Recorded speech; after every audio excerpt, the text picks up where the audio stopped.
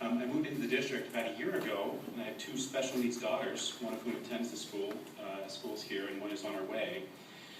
I began to become a little concerned as I noticed my daughter was slipping from her previous levels in math, writing, and reading. And so I started to get involved and pay attention. And I live in San Clemente, and Mr. Alpay is my trustee of choice, trustee elected official, rather.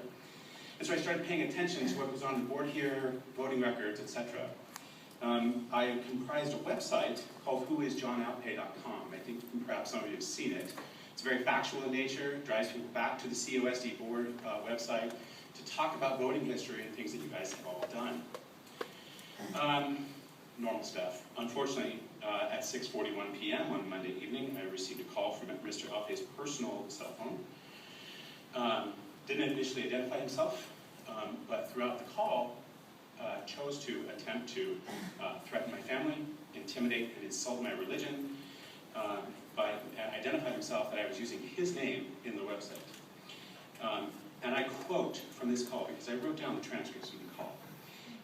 I will find out your last name, I will take you down. You have 24 hours to take down that site, or watch out. How would you feel?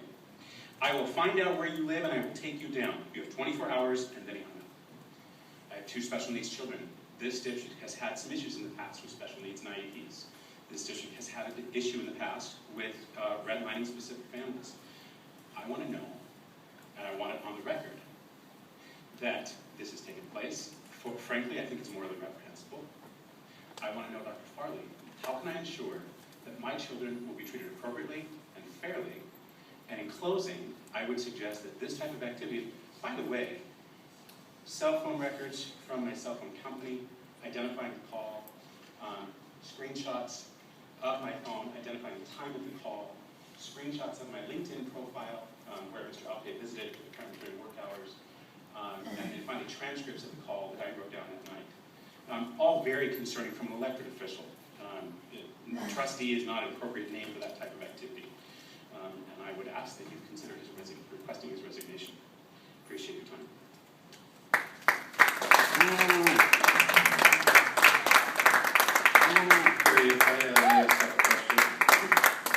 Joe, this is public comment, so I'm prohibited from responding substantively to the speaker. Is that correct? Yes.